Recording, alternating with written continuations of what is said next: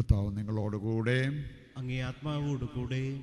വിശുദ്ധ മത്തായി അറിയിച്ച പരിശുദ്ധ സുവിശേഷത്തിൽ നിന്ന്. കർത്താവേ, അങ്ങേക്ക് മഹത്വം. അധ്യായം 9, 14, 15 തിരുവചന ഭാഗം. അക്കാലത്ത് യോഹന്നാന്റെ ശിഷ്യന്മാർ യേശുവിൻ്റെ അടുത്ത് വന്ന് ചോദിച്ചു, ഞങ്ങളും ഫരിസേയരും ഉപവസിക്കുകയും നിന്റെ ശിഷ്യന്മാർ ഉപവസിക്കാതിരിക്കുകയും ചെയ്യുന്നത് എന്തുകൊണ്ട്? അവൻ അവരോട് പറഞ്ഞു, മണവാളൻ കൂടെയുള്ളപ്പോൾ മണവഴത്തോഴർക്ക് ദുഃഖമാചരിക്കാനാകുമോ? മണവാളൻ അവരിൽ നിന്ന് അകറ്റപ്പെടുന്ന ദിവസങ്ങൾ വരും, അപ്പോൾ അവർ ഉപവസിക്കും. കർത്താവിൻ്റെ സുവിശേഷം. ക്രിസ്തുവേ, അങ്ങേക്ക് സ്തുതി. ഈശോയിൽ പ്രിയപ്പെട്ടവരെ, യേശുവിൻ്റെ പഠനങ്ങളിലേക്ക് നോക്കുമ്പോൾ നമുക്ക് കാണാൻ സാധിക്കും, പ്രാർത്ഥനയ്ക്കൊരു പുതിയ മാനദണ്ഡം നൽകിയവനാണ് യേശു. അതുപോലെ തന്നെ ഉപവാസത്തിന് ഒരു പുതിയ മാനദണ്ഡം നൽകിയതിനെക്കുറിച്ച് നമുക്ക് ഇന്നത്തെ സുവിശേഷ ഭാഗത്ത് കാണാൻ പറ്റും. നമുക്കൊക്കെ സാധാരണമായ രീതിയിലുള്ള ഉപവാസവും പ്രാർത്ഥനയും കാര്യങ്ങളൊക്കെ ഉണ്ട്, അതേക്കുറിച്ച് നമുക്ക് അറിവുണ്ട്. പക്ഷേ ആത്യന്തികമായ ഒരു ഉപവാസം, റാഡിക്കൽ ഫാസ്റ്റിംഗ്, അതെന്താണെന്ന് യേശു പഠിപ്പിക്കുകയുണ്ടായി. നമ്മൾ കാണുന്നുണ്ട് യോഹന്നാന്റെ സുവിശേഷം 6-ാം അധ്യായം. അതേക്കുറിച്ച് പറയപ്പെട്ടിരിക്കുന്നത് ഒപ്പമാകാൻ അപ്പമായവൻ. ഉപവസിക്കുക എന്ന് പറയുമ്പോൾ തന്നെ ഏറ്റവും വലിയ ഹൈലൈറ്റ് എന്ന് പറയുന്നത് ദൈവത്തിൻ്റെ ഒപ്പമാവുക, ദൈവത്തിൻ്റെ കൂടെ വസിക്കുക. യോഹന്നാന്റെ സുവിശേഷം 1-ാം അധ്യായത്തിലൂടെ കടന്നു പോകുമ്പോഴാണേലും 3 പ്രധാനപ്പെട്ട കാര്യങ്ങൾ അവിടെ പറഞ്ഞിട്ടുണ്ട്. വന്ന് കാണുക, കൂടെ വസിക്കുക, പോയി പ്രഘോഷിക്കുക. അവനെ തേടി വന്ന ശിഷ്യന്മാർക്ക് കർത്താവ് കൊടുത്ത ഒരു നിർദ്ദേശം അതായിരുന്നു, അവർക്ക് കൊടുത്തൊരു പഠനം അതായിരുന്നു, ഗുരു അങ്ങ് എവിടെയാണ് വസിക്കുന്നത്? മറുപടി എന്തായിരുന്നു? വന്ന് കാണുക. ഇനി ആ ഒരു ഇൻവിറ്റേഷൻ സ്വീകരിച്ചിട്ട് ശിഷ്യന്മാർ ചെയ്തൊരു കാര്യം, അവർ പോയി അവൻ്റെ കൂടെ വസിച്ചു. ഇതാണ് ഏറ്റവും വലിയ ഒരു ഉപവാസം എന്നുള്ളത് കർത്താവ് തന്നെ പഠിപ്പിച്ച ഒരു കാര്യമാണ്.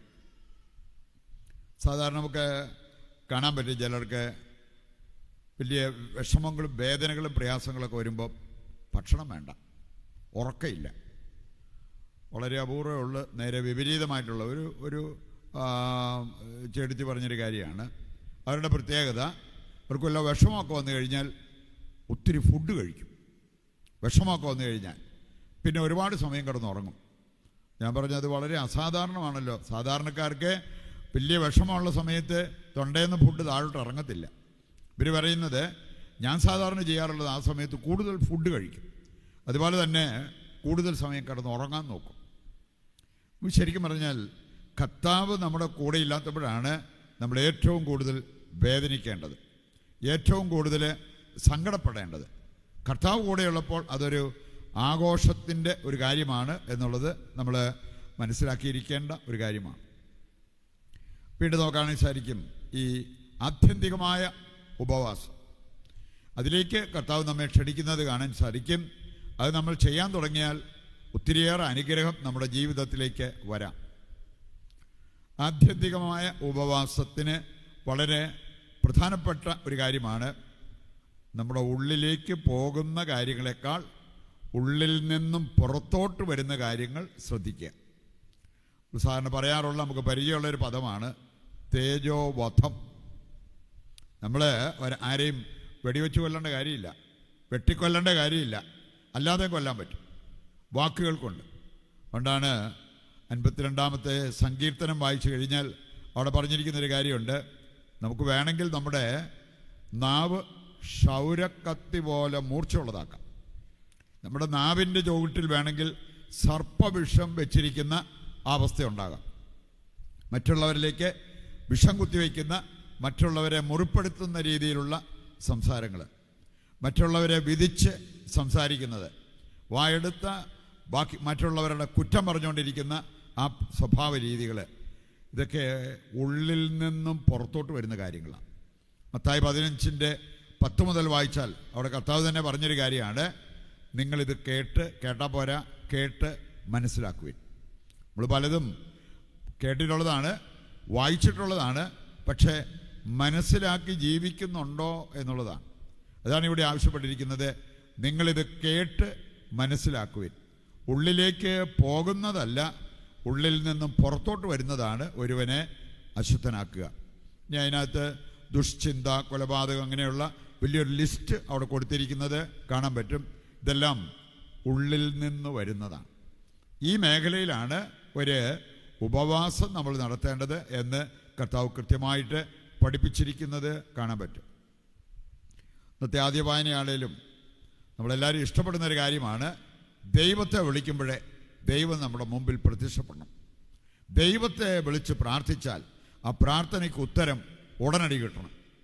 നമ്മുടെ ഒരു ആഗ്രഹമാണ്. അതിന് നമ്മൾ ചെയ്യേണ്ടതായ ഒരു കാര്യം കൃത്യമായിട്ട് വചനം നമ്മെ പഠിപ്പിക്കുന്നത് കാണാൻ പറ്റും. യഥാർത്ഥ ഉപവാസം നീ നടത്തണം. ആത്യന്തികമായിട്ടുള്ള ഉപവാസം നീ നടത്തണം. അത് ചെയ്താൽ നിന്റെ മുമ്പിൽ എൻ്റെ പ്രകാശം പൊട്ടിവരും. നീ പ്രാർത്ഥിക്കുമ്പോൾ ഇതാ ഞാൻ എന്ന് പറഞ്ഞ് ഞാൻ നിന്റെ മുമ്പിലേക്ക് വരും. അതാണ് ദൈവം വാഗ്ദാനം ചെയ്തിരിക്കുന്ന ഒരു കാര്യം. അതിന് ദൈവം ആഗ്രഹിക്കുന്നത് പോലുള്ള ഒരു ഉപവാസം നമ്മൾ ഏറ്റെടുക്കണം. ഇത് മനസ്സിലാക്കാൻ ഇങ്ങനെ ചിന്തിച്ചാൽ മതി. വേണമെങ്കിൽ നിങ്ങളുടെ കുടുംബത്തിൽ നിങ്ങൾക്ക് വിഷമമുണ്ടാക്കുന്നൊരു അവസ്ഥ ഒരു വ്യക്തിയുടെ സ്വഭാവ രീതി ആയിരിക്കാം, ഇനി അതല്ലെങ്കിൽ രോഗാവസ്ഥയായിരിക്കാം.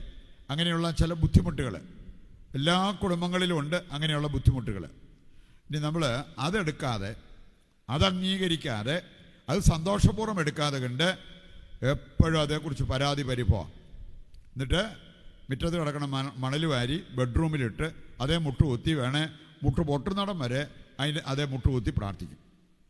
ദൈവം ഇഷ്ടപ്പെടുന്നൊരു കാര്യം എന്താ? ആദ്യം നമ്മൾ ആ വീടിനകത്തെ സാഹചര്യം അംഗീകരിക്കുക. അത് പരാതി കൂടാതെ അതങ്ങ് ഏറ്റെടുത്ത് കാഴ്ചവെച്ച് പ്രാർത്ഥിക്കുക.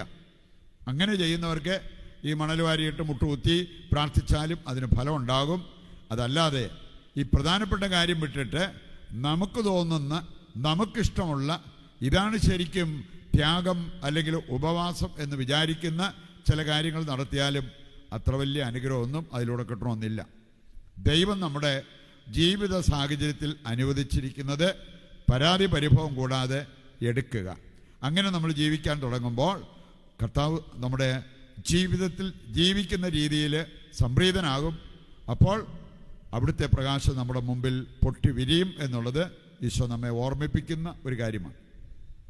ഇന്നത്തെ ആദ്യവായനയുടെ വെളിച്ചത്തിൽ നമ്മൾ ഏതായാലും നോമ്പുകാലത്തിലൂടെ കടന്നു പോകുമ്പോൾ രണ്ട് പ്രധാനപ്പെട്ട കാര്യങ്ങൾ നമ്മുടെ ശ്രദ്ധയിൽപ്പെടണം. നമ്മൾ ആ രണ്ട് കാര്യങ്ങൾ കേന്ദ്രീകരിച്ച് ഈ നോമ്പുകാലം നമ്മൾ ജീവിക്കണം. ഒന്ന്, പാപം വർജിക്കുക. കാരണം ദൈവത്തിൻ്റെ കൂടെ വസിക്കാൻ ഏറ്റവും തടസ്സമാകുന്ന ഒരു കാര്യമാണ് നമ്മുടെ പാപജീവിതം. നമ്മുടെ പ്രാർത്ഥന സ്വർഗത്തിലെത്താൻ തടസ്സമാകുന്ന ഒരു കാര്യമാണ് നമ്മുടെ പാപജീവിതം.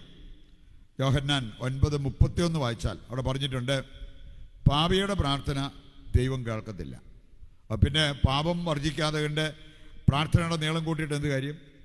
പാപിയുടെ പ്രാർത്ഥന ദൈവം കേൾക്കുന്നില്ല. അതുകൊണ്ട് നമ്മൾ പാപം വർജിക്കാൻ തയ്യാറാകണം. രണ്ടാമതൊരു കാര്യം കൂടിയുണ്ട്, പുണ്യങ്ങൾ അഭ്യസിക്കണം. സാധാരണ എല്ലാ കുർബാനയുടെയും തുടക്കത്തിൽ നമ്മൾ അനുതാപ ശുശ്രൂഷയിൽ ഏറ്റുപറയാറുള്ളൊരു കാര്യമാണ്, ചിന്തയിലും സംസാരത്തിലും പ്രവൃത്തിയിലും മാത്രം വന്ന പാപമല്ല, ഉപേക്ഷയിൽ വന്നുപോയ പാപം. ഉപേക്ഷയിൽ നമ്മൾ ഈ നോമ്പുകാലത്ത് പുണ്യങ്ങൾ കോർത്തിണക്കിയ ഒരു വസ്ത്രം തുന്നി അത് ധരിക്കാൻ വേണ്ടി വിളിക്കപ്പെട്ടവരാണ്.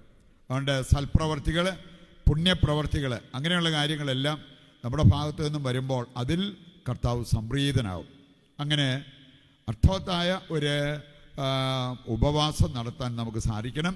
നമ്മുടെ പ്രാർത്ഥനയാണെങ്കിലും വ്യർത്ഥമാകരുതെന്ന് മത്തായി 15:8-9 വചനങ്ങൾ വായിച്ചാൽ കാണാൻ പറ്റും.